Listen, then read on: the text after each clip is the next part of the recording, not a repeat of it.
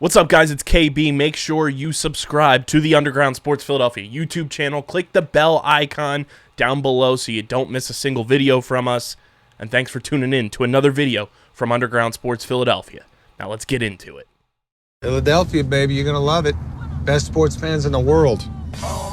Actually, the worst, but that's what makes them the best. Welcome back to Top Bins, the show bringing you all the action from the Premier League and Serie A, England and Italy. I am your host, Matt, joined by my co-host, Dom. Dom, how are you? I'm good. I'm enjoying a nice ale, ginger ale. I'm all right, man. I'm all right. A cheeky ginger ale, as someone in the UK might say. Do we have listeners in the UK? I'm sure at least at one point someone has listened to us. Maybe I think someone from the UK definitely did, because I remember the short where I made fun of the Queen dying.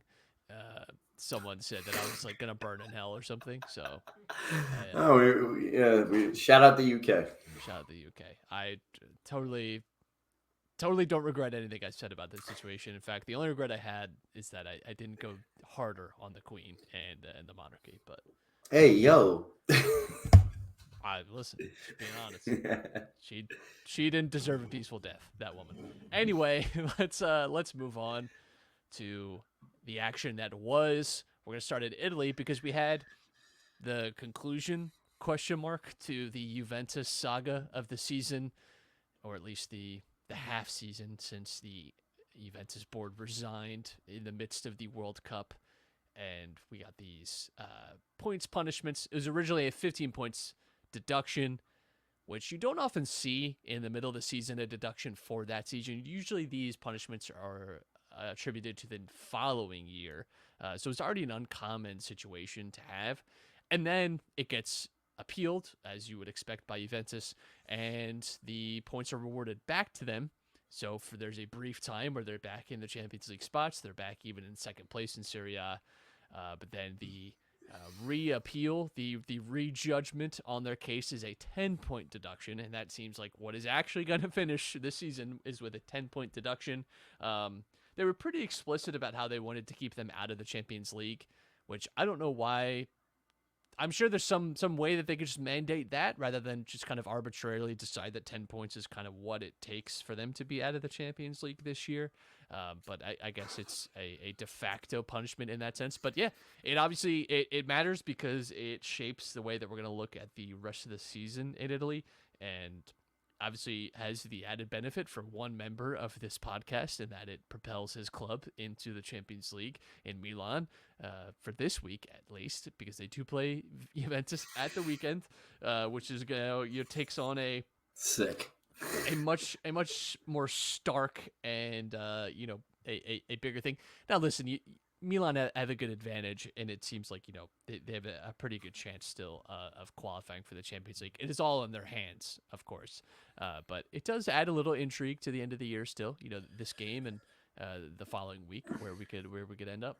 Well, listen, Juventus lost to Empoli on the weekend, so I mean anything can happen in this game. I don't think that Juventus can be considered, the high and mighty Juventus right now. They have some struggles going on in their club. It seems like they're also like mishandled. They got to sell a lot of guys, dealing with, the situation at hand while re-signing guys to like 1-year contracts, like their fullbacks. Like it's a very, very weird situation going on there. I mean, you've been seeing a lot of controversy with the decision, to take the 10 points off, Mourinho's, in favor of Juventus, like coming out and, saying like, hey, like, this isn't right, this and that, like kind of like what you were saying though, like if you see these things happen, they normally happen the following season. So Mourinho's been consistent with that this year too, where the week before their points were re-awarded back to them, he's like, yeah, we're like fourth now, but it's Italy, so that'll change, and he was right, it is. I think that perspective is right, and that it's very frustrating, not just for Juventus fans, but for everyone involved in like the top 6 race, because this is important.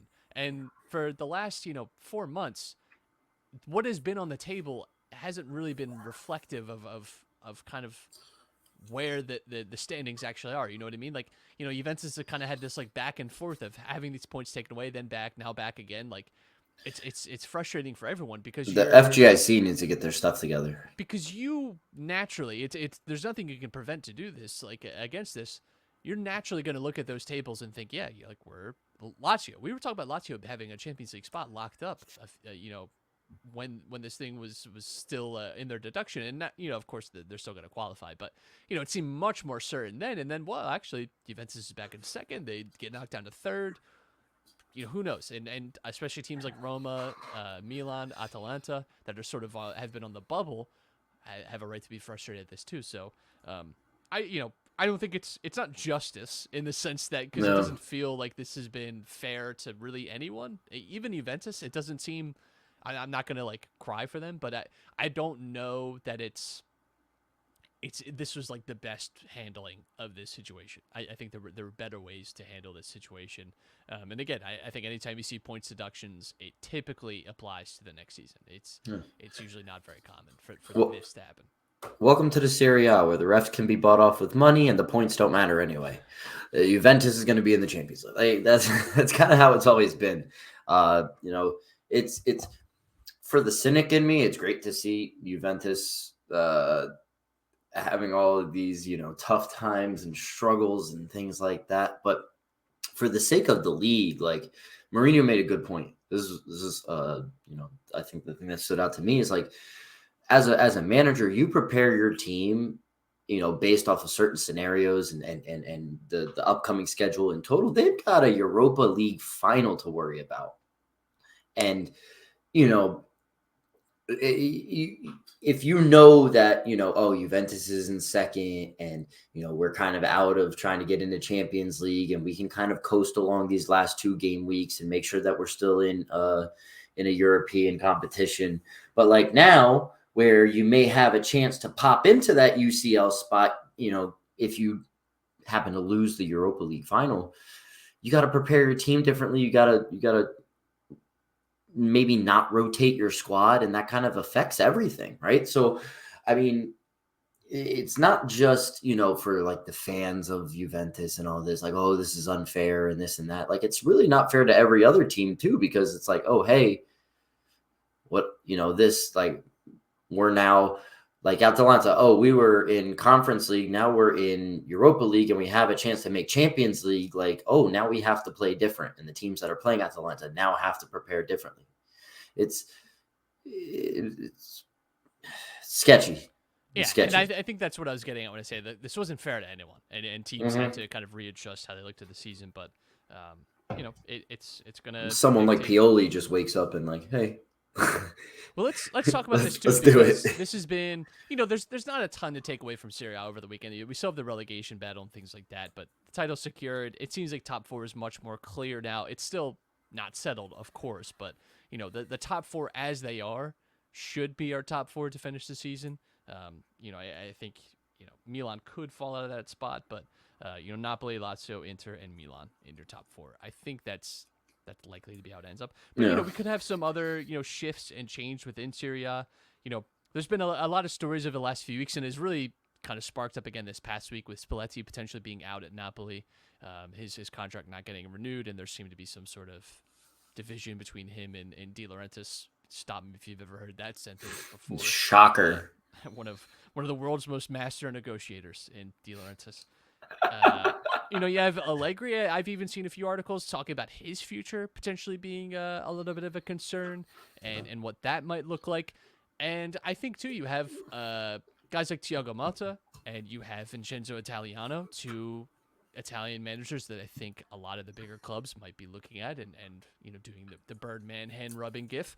De Zerbi. Antonio Conte, by the way, still out there in the wild, recuperating still from his gallbladder surgery, but still, could be a big prize. De Zerbi, I would be very shocked. He seems very committed to Brighton for at least 1 more year. We'll see what happens beyond that. There's all that stuff in the media swirling around, like, oh, like he's done it, but he's not at a big club yet, kind of deal. Yeah, like he's staying with Brighton for 1 more season. I really don't see him. I think he feels even when he was going to Brighton, because he was talking about this in an interview I was listening to, that there was actually another offer in between him and like the Brighton job, but he'd already accepted the Brighton job and like gave his word. So he's like, no, like and it seemed like the other job was like maybe one that he was actually more interested in and like would have liked more, but he'd already committed to the Brighton job. He does seem very committed to that team. So anything you hear about De Zerbi, I think you take with a massive grain of salt. I think that's just like clickbait stuff, but you have, like I said, Spalletti, Allegri potentially out, Pioli potentially out at Milan this summer. Who knows with Inzaghi now? They win Coppa Italia. They're probably going to finish top 4. They made a Champions League final. Things don't seem as stark, but let's not forget,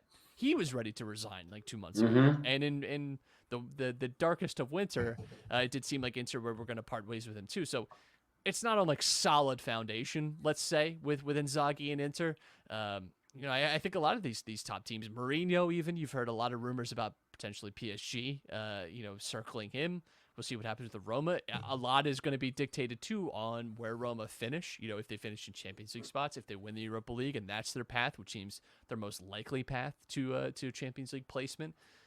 Their budget is going to be dependent on that. Like there's a lot of moving pieces, and then you have some of these sporting directors for Napoli and Roma potentially leaving as well. Like you have a lot of shakeup. I think this is going to be a summer of transition for a lot of big clubs in Italy, and I think honestly, I think a team that has maybe just some consistency and maybe doesn't make those big changes could be a real threat for the title next season. We've talked about how it's hard to tell who's going to win the title next year. It feels like there's a lot of parity, and that was the way we felt coming into this season too. And then we have, of course, a runaway leader in Napoli. We didn't get the exciting title race that maybe we expected, but it does feel like maybe the team that has some continuity going into next year could have an advantage over the rest of the league. Well, it also just doesn't seem like whoever wins the Serie A bolsters their squad well enough to give a proper title defense either. I mean, like Inter, when they won, kind of just ran it back with the same team. Milan basically did the same thing again, too. They couldn't really sign anybody. And if we're seeing a big shakeup with Napoli, who knows if Spalletti is out and they run a new system with a new coach, like it's not guaranteed the same type of success. Who's to say that, Osimhen doesn't get some crazy offer over the summer? I'd be surprised if Osimhen is back at Napoli next year. It does feel it's crazy, yeah, right? So the thing for Napoli is, how do you capitalize on this success and bring players into play in Naples? And it's tough just winning the Serie A and not having complete Champions League success, because even winning this like Scudetto doesn't bring a whole lot of money into the club.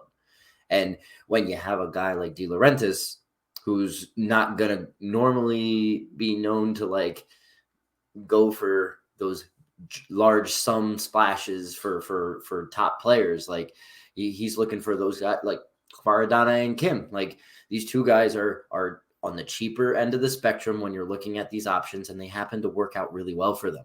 But like if you're selling your top striker, who's one of the hottest strikers in the world right now, you're going to get a pretty penny. You might as well like try to bring somebody big in. And it does seem like they're going to lose Kim Min-jae as well, because he has a release clause for this summer, and De Laurentiis is going to have nothing to say about that, because there's no negotiating. It's just pay and negotiate with the player himself. But it is going to be an interesting summer in that regard. So just something to keep in mind, as we get into last week here, and then we start thinking about transfers and things like that. It's like you could see a lot of managers change. You could see a lot of and listen, managers changing or players being sold does not necessarily mean your team is gonna not find success the following season. We've seen this where managers come in and have great seasons, title winning seasons even. I reflect on Napoli this past summer, where it felt like this was going to be a transition year for them. They sold a lot of big players.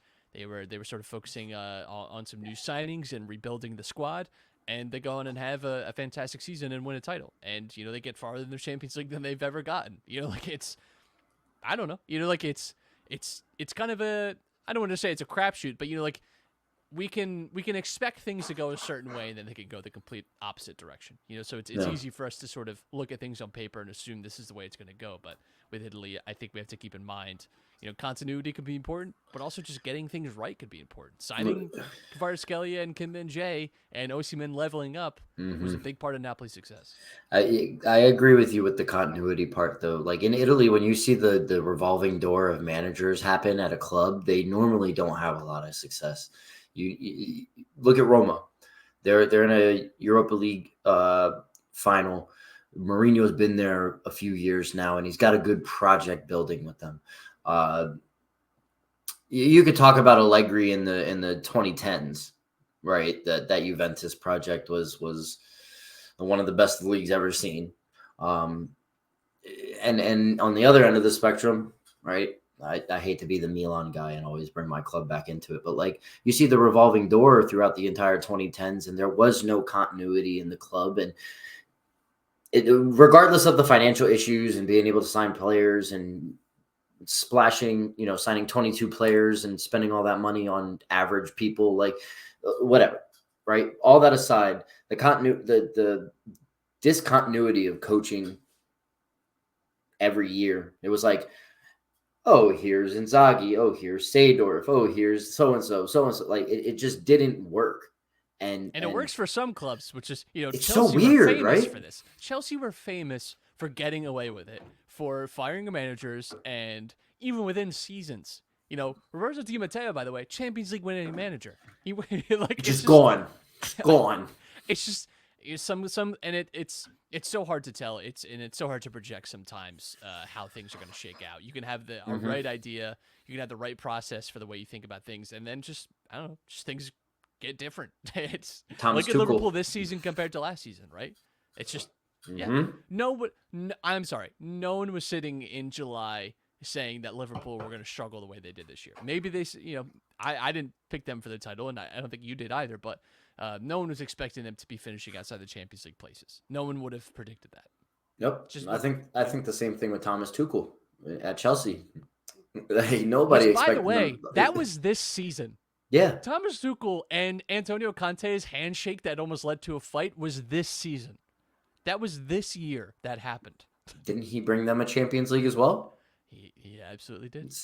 You see what I'm saying? Like it's so weird. And he was hired mid-season. It was because Frank Lampard was fired and Thomas Tuchel came in and won a Champions League with Chelsea. It's just Chelsea. It really just the only way you can get away with it is if you're Chelsea. I think is what we've learned. Inter won the Coppa Italia today against Fiorentina, a well-earned victory. Fiorentina started out really hot. Third minute.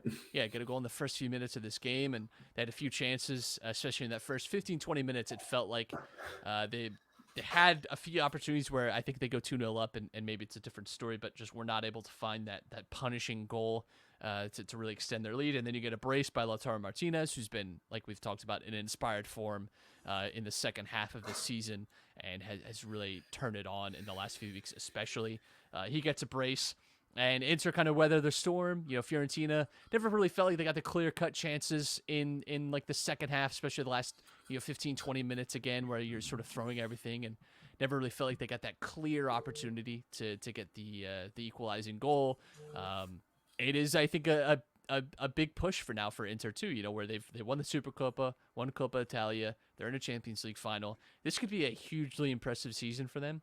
When honestly, at parts this year, it really felt like Inter, it was going to be a very disappointing year, a very dark year. It still could be a strange summer, when you think about their financial situation, but another Coppa Italia, another trophy for Inzaghi, who I think deserves a lot more credit than he gets. I think he's been one of Italy's best managers over the last few seasons. People talk a lot about Antonio Conte. I think he's probably still the standard. And some are like Allegri, I think you still have to give a lot of credit to for just his past success. But I think you really got to start mentioning Inzaghi in that same kind of tier because he wins. Like, sure, like the league last year, you can give him a little bit of stick for. I don't think that's undeserved, but guy picks up trophies. He gets his team playing well. I still think they're one of the best Italian teams for these types of things, and that on any given day they can beat anyone, and that's why they have a puncher's chance at least at beating Manchester City in a Champions League final. No, and for all the success that you're talking about with Inter, like they just always seem to win some type of trophy, right? I think that the strength of Italy is being shown like throughout Europe, and Fiorentina's success, not just in the Coppa Italia, but they're in a final as well in Europe, right? In a Conference League final. So, and if you look at the table this year, Fiorentina isn't even in a European competition like spot. So I think that the strength of like the top 9 teams in Italy is actually fairly decent when you think about it. So, when you always have like your big four and their success and a team is winning trophies, every year, every other year, like Inter is, any other given day, you may end up playing like a low tier, like a mid tier team from Italy, but they'll get the job done against you. I mean, is the drop off really heavy after like those first like top 8 teams, top 9 teams? Hell yeah. But I still think that you can't downplay Italian football anymore. The last like, I don't know, how many years ago do you think it was where like people are just like, oh, it's an Italian team, they're not doing anything. Like I think that has been the thing really through the 2010s. I think Mhm. that has really shifted people's perspective on Italian teams because really with the rise of Juventus and their dominance, I think outside of Juventus, no one has taken a lot of Italian teams seriously, and even Juventus in Europe have not been impressive. Yeah, they made it to a few Champions League finals, which is, I mean, that's good. That's a good achievement, but they really have not. They've not won it, and of course, outside of like, it's only been Juventus. You look at Mhm. around the really like the other big leagues in Europe between Spain, England, and Germany, especially. You've had, if not, all German, all Spanish finals, all English finals in that time, or multiple representatives from that country deep in the Champions League or deep in the final. This is the first year that you've had this, especially in the Champions League, where you have Napoli, Inter, and Milan all in the quarterfinals. You have a Milan semifinal, and now a team again in the final, and then all through the pyramid now of these European, tournaments. You're seeing Italian teams get far. You have, and like you said, an Italian team in each stage of UEFA competition, which is it's a good marker and shows the depth of the Italian league. So Do you think that will make people take the league a little more serious, or do you think that will bring not just higher quality players to the league, but like also like better TV coverage, better like other like I know that like Paramount obviously has the rights to the league for I don't know how long, but like do you think that makes a difference? I think it does. I think people have been aware of the fact that Italy have had like a very good year and that Napoli have been very good, and that again you have like these other competitions. And listen, like I've listened to people talk and write about how you can't count out Roma in the final because Mourinho doesn't lose finals, right? Like, and I think people have this association too, like now with seeing some of these teams back in the later stage of the competition. The second straight European final Roma are making. Yeah, It's a Conference League and it's a Europa good League. point. Are those are the most prestigious of trophies? Listen, they're still big deals, and you've seen it this year with the Conference League. It is, I think, the ultimate way to tell if this stuff, quote unquote, matters, which it all matters no matter what, is how the fans and how the players respond to it. The fans in Rome have responded to the fact that they won a Conference League last year, and that it's a big deal. It is a big deal. But ask any West Ham fan how excited they are to watch their team play in a Conference League final and win a European trophy. Ask Fiorentina fans, who, by the way, Fiorentina becomes the first club to be represented in each of UEFA's 4 finals. Because to make it to the Conference League final. So that matters. Like it just does, and I think it's a good achievement, and a lot of these Italian clubs should be listen. They've played well, and they've also built well because Yeah. Italy, like does not have a lot of cash and do not spend a lot of money on players and wages and transfer fees and things like that. And when you consider too their stadium situations, they're all old stadiums. A lot of times these guys aren't even seeing all the profit from the match revenue. It's owned by the city, owned by the province, whatever. Like they I don't want to say against all odds like they're plucky underdogs, but they've done very well, No. and it's about building on that success. But shall we move to England, because we have another confirmation of another trophy. Manchester City, the first leg of their treble is complete. They clinch the Premier League title. And they do it without even having to play a game. Nottingham Forest beat Arsenal. By the way, just want to mention right off the top, Nottingham Forest confirm their spot in the Premier League with this win. Before we get into the weeds about City and Arsenal, but Nottingham Forest, they had a lot to play for in this game, and Well they get a done. good result. And again, they confirmed their place in the Premier League again. One of the few teams at the bottom in the muck, in the mud, that did not depart from their manager this year. They kept with Steve Cooper the whole time, and hey, maybe it worked out for them. Turns out buying 24 players in the summer, it finds a way. But City, it's the third straight Premier League title. They're 5 of the last 6 years. They have won the Premier League now. They have really got a stranglehold on the league, and it's a dominant run, and it's hard to imagine them probably not picking up a treble this year. They're going to be the favorites in both the finals that they have still to play, the FA Cup final against Manchester United, and of course the Champions League final against Inter. Yeah. Look, I'm not just trying to spite Inter when I say this, but I would love to see City do the treble for one reason and one reason only. I'm a fan of Pep. Okay, I'm a fan of Pep. Spare me. Listen, I loved what I saw when I watched his Barcelona teams. I was in awe. Okay, I mean, you could catch La Liga games on beIN Sports at the time. So like, I would only turn beIN Sports on when Barcelona was playing. Like that's the pull that they had for me in the 2010s. So like, I'd love to see him do it again. To really cement his place as probably the GOAT. But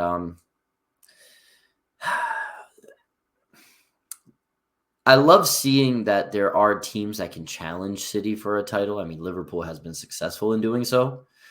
Arsenal should have been successful doing so. So that's good for the league. I mean, you have other promising projects like Newcastle and even United. Okay, well, listen, like Newcastle's not a promising project. They're the same. They're if you cut both of them, they bleed the same blood, and it is oil. Like Newcastle, I'm a little tired because you're not the first person to say that Newcastle's like the team that's gonna suck. It's gonna suck watching these teams that can outspend each other to crazy degrees. So then, because the Prem already makes way more money, and you have these teams that can, spend exuberant amounts. Is this bad for the game as a whole? Not just in England. I'm talking about internationally. Does it make the top end of the Prem seem like a super league of its own? Listen, English fans especially have historically loved to point out other leagues like the French league and Germany, and even in some ways like La Liga. Oh, that's had more parity, and talk about the dominance of it. England is not far away from being that with Manchester City. In fact, if it wasn't for Liverpool, this would be their 6th straight title. Yeah. That is something Bayern Munich is doing. That is something that PSG is doing. Even PSG has lost more titles in that time frame. It's just, I think people have kind of slept walk into this idea that like City are now like the most dominant force and are just now realizing like, oh, we have. Are we the farmers? We've become the farmers league. I do think it's bad. I do think it's bad when teams listen. There's nothing wrong with a project going well and having a good manager, but I think people want to package it as something that it's not, and I think we need to add context to all of this with Manchester City, with Newcastle. Yeah, they can outspend everyone because they have literally like bottomless money that they can spread around any way they like. You're seeing it with this Newcastle sponsorship deal where it's a Saudi-owned company that it was the same thing that City was doing with a lot of their endorsements, where it's a company owned by someone else within the royal family or the cousin of whoever that just throws a bunch of money and overflates and overinvalues the advertisement money, and it's a simple way of injecting more cash into the club. And you're going to see this time again. And other teams can't do that. Other teams don't do that. And that is what is unfair about it. Like they don't have that bottomless reserve of money. Or you have teams who do have, some sort of Saudi investment, and then it blows up, it like implodes on them. My best example is Malaga. This is a team that was in the semifinals of the Champions League not too long ago. Now they had just got relegated to the 3rd division in Spain. And you know what happened too? And players went without wages. The team's kind of going almost bankrupt. The reason they were bought was for political influence because they wanted to build a port, and it got shut down. They're like, well, we're done. And listen, like City, Newcastle, those aren't the aims necessarily of these owners, right? But aren't those port cities? Right, but it's different. Like there was a much different, like Malaga was much more transparent about what they were trying to do with that ownership group there. Not so much with City and Newcastle, but I just think it's so exhausting, the 115 charges hanging over Manchester City's head. And Pep, listen, like Pep is really soured on me personally because he loves to act like he's a victim in all this, and he has no clue. And Eddie Howe too with Newcastle. Eddie Howe like claiming he has no idea anything about Saudi Arabia, and just spare me the clueless victim in all this. And Pep saying that He's just the innocent Bournemouth manager. I want this to be settled as quickly as possible. Yeah, you're the army of lawyers that your club employs are making sure that it isn't settled as quickly as possible, that this drags out as long as possible. Like, yeah. I don't know what to tell you. Like, it does sour it all for me. And I think, again, true. City are going to have probably 92 points to finish this year. That's, again, going to be in the top 10. And listen. And most of the season, they spent it in second. Like, if you're not the Farmers League, well, I don't know. I don't know what you are then. But let's talk about the relegation, because Nottingham Forest, like I said, clinched their safety in the Premier League by beating Arsenal and hand the title to Manchester City.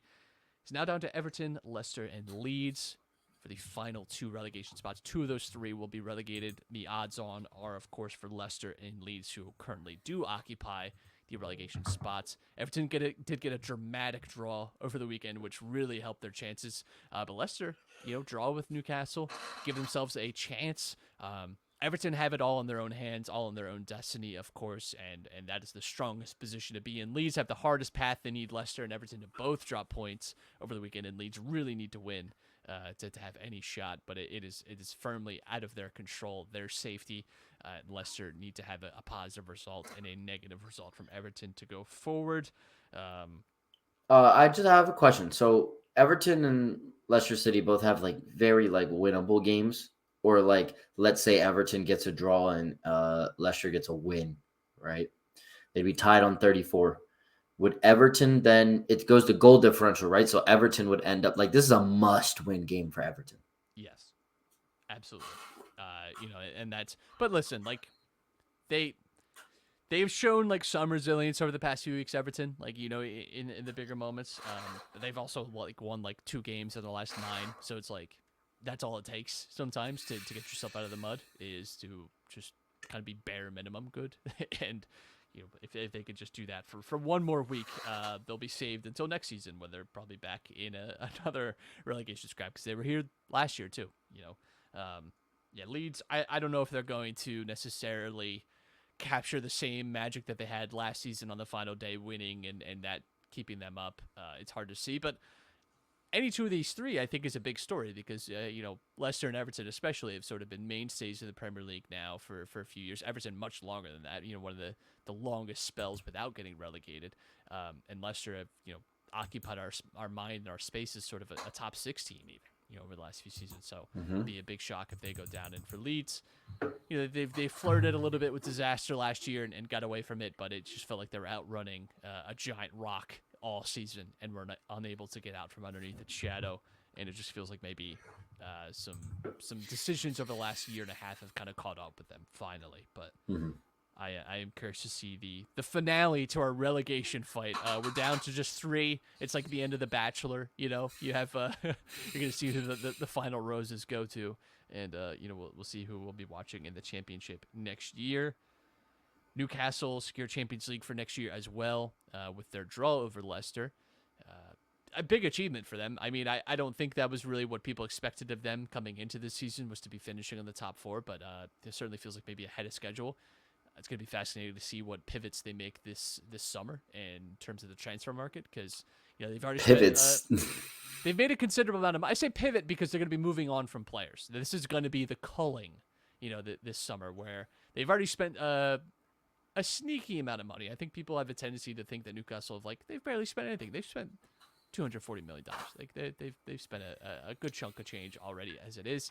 But this is going to be the summer, I think, that they make some big decisions about personnel and have to make a few big swings, because it's different now when you have to. And they've made very few changes to their starting lineup throughout the year. They've not been a team that's rotated a lot, and that's been kind of the blessing of being, not having to worry about Europe and not going to outside of the League Cup, not going too far in domestic competitions. So I'm curious to see what they do there this summer. But yeah, it's a little bit ahead of schedule for Newcastle. Yeah, I'm interested. I mean, I feel like the guys that they brought in recently are going to be staying, but like some of maybe the older guard who've kind of been there, like maybe they end up getting sold. Like maybe someone like a Gucci gets sold. That would be a big shakeup for the club. But yeah, I agree. It's a little ahead of schedule. The way that they were talking about it last season, right? Like, well, we're trying to build a sustainable project, and we're trying to not go all in with this money right away and try to win big right away and this and that, and like no Rubinho signing. Yeah, right. And now they're finishing third. It's skyrocketing. I mean, we already talked about it, so it's going to be interesting, watching what's happening below them in the table, though. Aston Villa, Spurs, and Brentford all have eyes on getting into Europe. So, I mean, Spurs play Leeds this weekend. So, even though Leeds has something to play for, so does Spurs. So, at least they could have something to, hang up in their metaphorical trophy cabinet. Hey, we're playing in Europe. We weren't a complete failure, but they've got some tough competition. I mean, Brentford has some goal scorers that have been playing very well for them, although they lost their best goal scorer. We talked about that last week. And I mean, Villa's just had a great season. Would you say that Villa overperformed this year? So they underperformed under Gerrard, to start the year, and Emery sort of worked this team into a much better shape. They overperformed when they were on like their 9-game win streak or whatever it was, and they were just blowing away teams and just winning and winning and winning. That was an overperformance, but I think this is a good team and probably a team that could be challenging for European spots. I think this is more the level that they could be on next year with Villa. Yeah, interesting. They play Brighton as well, and obviously not an easy matchup.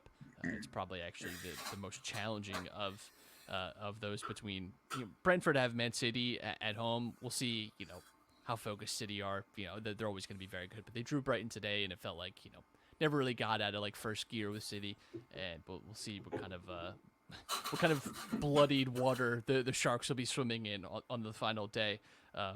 But yeah, and like you said, Spurs are playing Leeds. It's away though. Leeds are at home, and like we said, they have to win. No bones about it. Like a draw does them no good. They're going to have to go for it. And Spurs, we've seen, have been willing to kind of just let go of the rope a few times this year. We saw it against Brentford, and we saw it. I think most illustrative of their form against Newcastle a few weeks ago. But they have one win in their last 7.